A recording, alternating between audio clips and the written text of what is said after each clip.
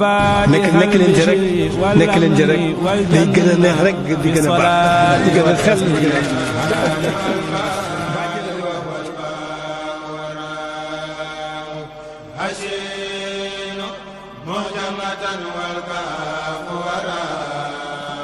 alhamdulillahi kama yanbaghi li jalali wajhika wa hasini sultanika allahumma salli salatan kamilatan wa sallama zalaman taman ala sayyidina muhammadin allazi tanhalu bihi haqa'id wa tufarriju bihi al-kurba wa tuqda bihi al-hawaa'ij. bokki jullit yi bokki lislaam yi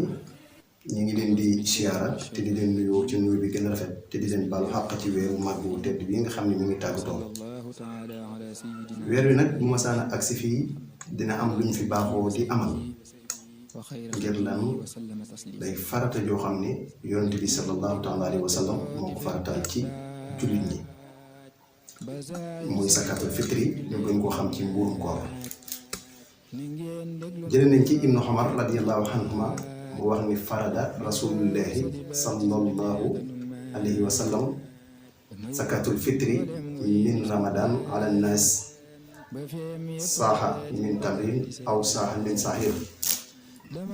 ala kulli xurri wal xabdi wal zakari wal unza wal saqir wal kabir. ibnu Umar radiyallahu anhu nee na yonente bi sallallahu taala alayhi wa sallam moo farataal ci ñun zakatul fitri ci mboolem nit ñi bu ñu demee ba tàggatoo ramadan ñu génne ko ci pepp wala tàndarma wala lu mel ni ki raisin wala lu mel ni sunguf meew wala ceeb wala mboq ci yooyu yëpp. waaye nag ci li ñu koy génnee mooy ci li gën a not ci dëkk bi ci li ñu dundee ci li ci gën a bëri bu dee ci suñu réew mi mën na suñu wax ni ceeb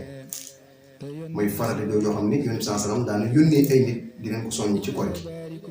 buñ sukkandikoo ci Ibnu Abbas ci ahadis bi nga xam ne wax na ko xam ni zakatul fitri génne ko loolooy tax maanaam sa koor mën a laab ndax ñëpp xam nañu koor gi day am ay rëcc-rëcc lu ci am ci waxi neen ak ci moo xam ci làmmiñ wala ci looy jëf léegi nag loolu lii tax muy laab mooy zakatul fitri googu da nga ko war a génne si moo ko génnee dana la laabal ci lépp lu ñu wax boo demee ci Sëriñ Suhaybu radiyallahu anhu moom day wax ni zakatul fitri li fay joxe woowu sax koor gi deesu ko nangu ba àgg si sax koo xam ne daf koo bañ a joxe kooku ab saay-saay la te maanaam sawar mooy jël muy lu yomb loo xam ne maanaam na ci ñëpp bàyyi xel te jëm ko def ndax dañ koy génne bu dee ci ceeb 2 kilo lay toll ak liibar am na ni 2 kilo waaye lu ci mën di am 2 kilo liibar mooy li gën a matale ñu génne ko ceeb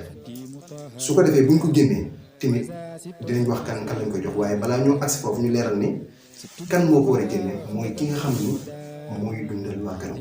bu ñu nee dundal nag du caagi ne ku nekk ci kër gi rek te kooku jël dundal moo la ko war a joxe déedéet ñi nga xam ne lislaam